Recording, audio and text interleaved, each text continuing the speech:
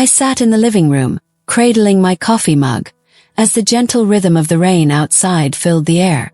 The soft patter of droplets against the window felt like a soothing melody, a tranquil soundtrack to the solitude that often weighed heavily on me. These quiet moments were usually when loneliness hit the hardest. Daniel, my husband, traveled frequently, leaving me to wander through this large, silent house on my own. But today was different. My stepson, Arthur, had returned.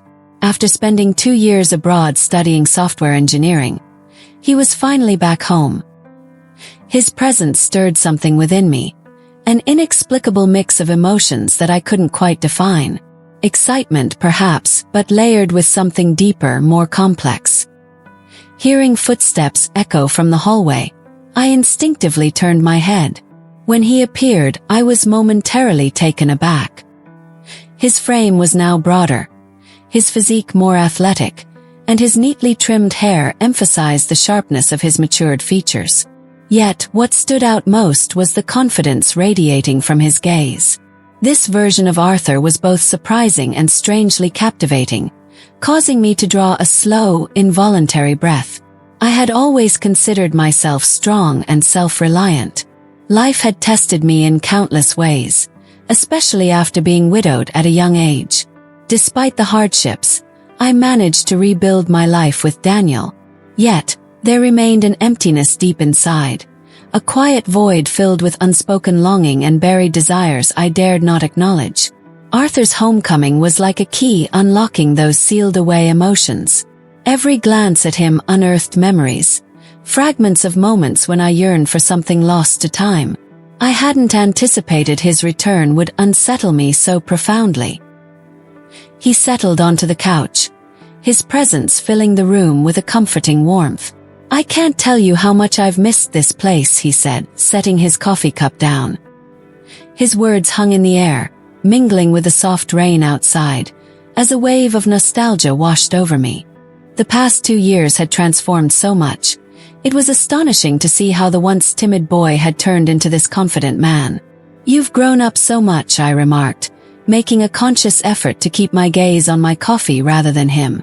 Arthur's eyes glimmered with a quiet intensity as he offered a faint smile. "But you haven't changed at all," he said softly. "You're still the same graceful Velma." His words lingered in the air longer than they should have, and for a fleeting moment, the weight of his gaze held me captive. Something unspoken hung between us, a quiet force that neither of us dared to address.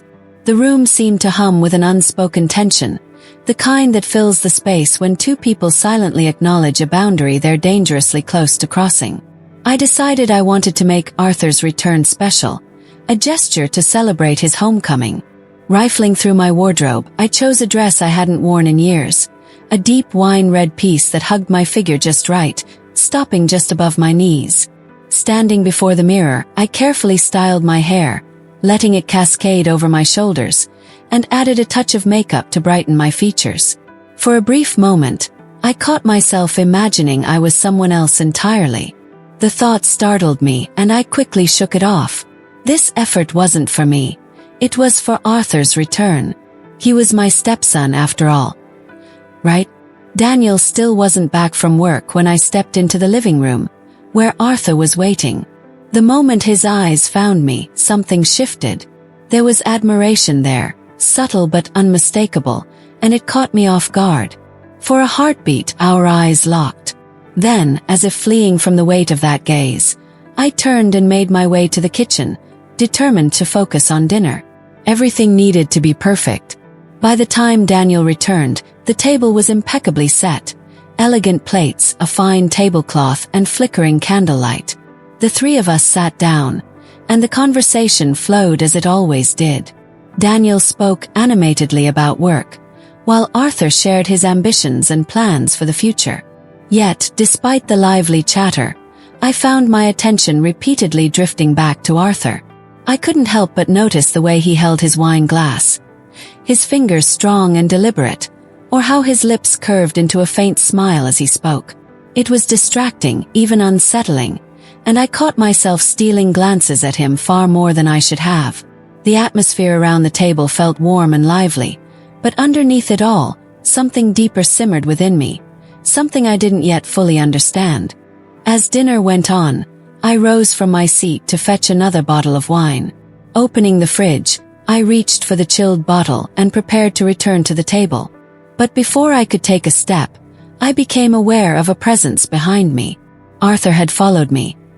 His movements so quiet I hadn't noticed until he was close enough for me to feel his breath lightly brush against the back of my neck. "Velma," he murmured, his voice low and warm. The sincerity in his tone made me pause. Turning to face him, I found his eyes locked onto mine with an intensity that left me frozen in place. "Thank you," he said softly, "for everything. The dinner, the way this house feels like home. It's all beautiful." My heartbeat quickened, pounding so hard I thought he might hear it. I opened my mouth to respond, but no words came. Instead, I just stood there, caught in the moment. Arthur, however, wasn't finished. "I know you're married to a very lucky man," he added, his voice tinged with something deeper. "But I needed to say this. I couldn't bear to linger." Without responding, I turned and walked back to the dining table, placing the wine bottle down. Daniel was still immersed in his conversation, oblivious to the charged atmosphere swirling around me. He was focused on discussing his work, completely unaware of the tension that had just unfolded. For the rest of the evening, my thoughts drifted uncontrollably. Arthur's words echoed in my mind, the warmth in his voice replaying over and over. How could someone so simple, so familiar, stir something this profound within me? Sleep eluded me that night. My mind was a whirlwind of emotions I didn't fully understand, and an unexpected storm raged within me. Where would these feelings lead? Had no answer. When morning arrived, I opened my eyes slowly. Sunlight streamed through the curtains, painting soft patterns on the walls. The other side of the bed was empty. Daniel had already left for the day.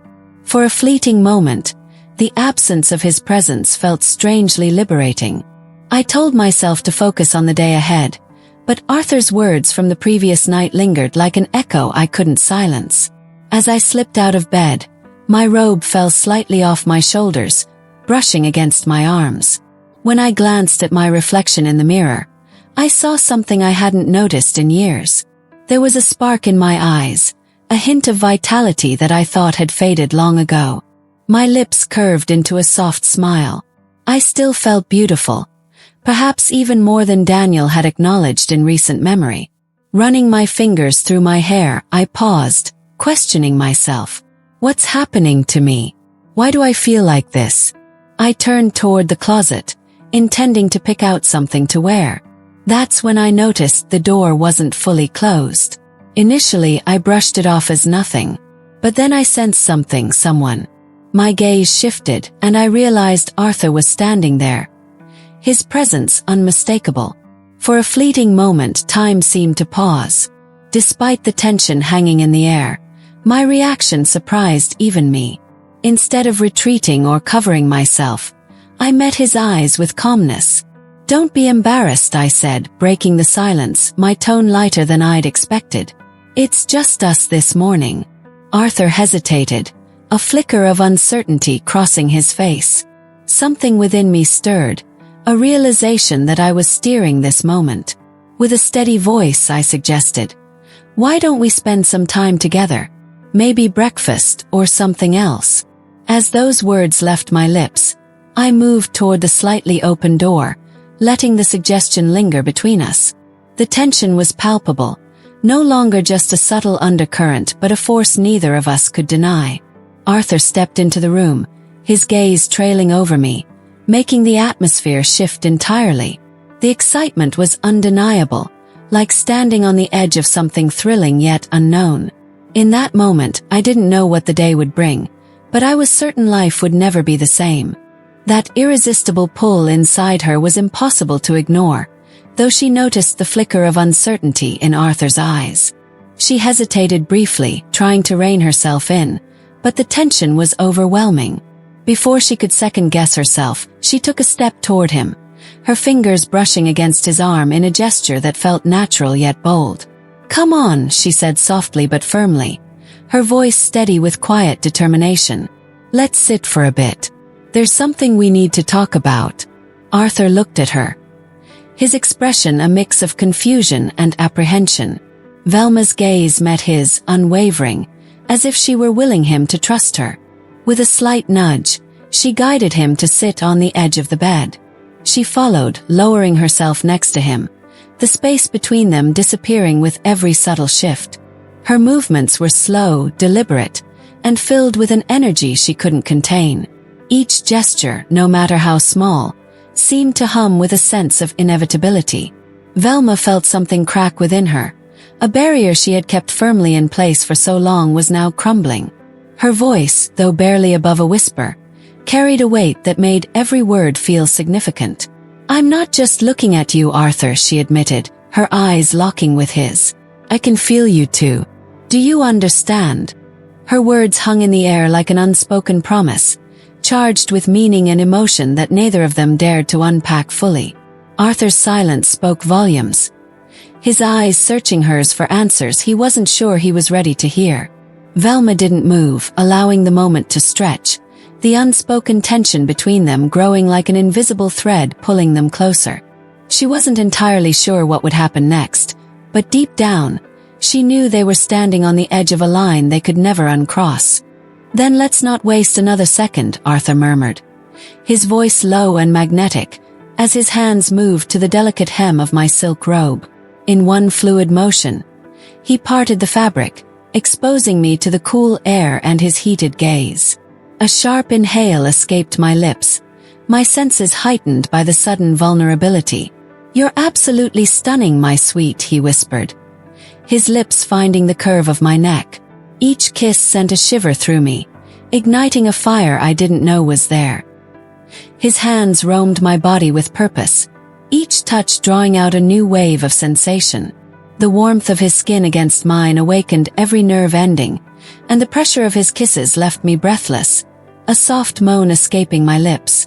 Overcome with a daring boldness I hadn't felt in years, I guided him, surrendering to the moment as the world outside melted away. Hours slipped by in a haze of passion, the intensity between us finally ebbing into a quiet calm. Nestled together in the aftermath, his warmth against me felt both grounding and electrifying. Each deep breath we took seemed to tether us to the moment, even as my mind churned with chaotic thoughts. While his presence brought a strange sense of peace, my mind replayed the sounds, the touches, and the overwhelming sensations of what had just unfolded. The room, cloaked in shadows, seemed to mirror the storm raging within me. Arthur eventually rose, heading to the bathroom, and I was left alone with my thoughts. As my gaze drifted over the dimly lit corners of the room, two voices battled within me. One whispered that it was nothing more than a fleeting moment, a spark destined to fade. The other, louder and more insistent, argued that it wasn't just a whim. It was real, meaningful, and something I had wanted deep down. An hour later, my phone buzzed, pulling me from my tangled thoughts. It was Daniel. I hesitated before answering, my fingers trembling slightly as I held the phone to my ear. "I've been thinking," he said, his tone soft yet sincere. "I've been neglecting you lately. I want to make it up to you. How about a romantic dinner tonight, just the two of us? We can relax, talk, and spend some real time together." His words were so simple, yet they struck a chord. My chest tightened as I processed his offer, so innocent and genuine. The warmth in his voice contrasted sharply with the storm still swirling within me. I forced myself to reply, accepting his invitation with a steadiness I didn't feel. As I set the phone down, the weight of my choices pressed against me. The day was far from over, but I couldn't shake the feeling that everything had already changed. Did Daniel truly deserve this? And what about Arthur? How could I reconcile what had happened between us? I felt utterly trapped in a whirlwind of guilt and confusion. "Yes, Daniel," I replied, my voice steady despite the storm inside. "I'd love to. It sounds nice to spend time together." As I ended the call, my thoughts swirled into a chaotic tangle. I was keenly aware of everything that had happened, yet I couldn't make sense of any of it. The warmth of Daniel's words offered a kind of stability, a chance to reset and pretend everything could return to normal. But Arthur had awakened something in me, a pull toward a different world, one I couldn't simply ignore. One part of me whispered that time would heal everything, smoothing out the jagged edges of my emotions. But another sharper voice reminded me that I could never unlearn what I now knew. Everything had shifted, and the depth of that change left me reeling. Dinner with Daniel. Maybe tonight I could close my eyes, force myself to believe that everything was still intact. But could I really forget the moments I'd shared with Arthur? The memory of his touch, the intensity in his eyes. It lingered like a shadow, refusing to fade. I slowly sat up, my gaze drifting to the window. The sun was slipping below the horizon, painting the sky with hues of orange and violet. The fading light gave way to the encroaching silence of the evening. In that moment I realized that life often felt like an endless cycle. Sometimes you lose your footing, unable to find balance. Other times you move forward, not knowing where your heart might lead you. Yet, deep within me, a flicker of hope remained. Perhaps everything would find its place in time. Perhaps I would rediscover meaning in myself and in the choices I made. Tonight felt like a turning point, a moment demanding a decision, even if the outcome was shrouded in uncertainty. I took a deep breath, allowing myself to accept the present for what it was. Life often unfolds in the most unexpected ways, and sometimes the greatest journeys begin when we embrace those moments of disarray. Even if everything seemed unclear now, maybe meaning could be found within the chaos itself, hidden in the cracks where we feel most lost.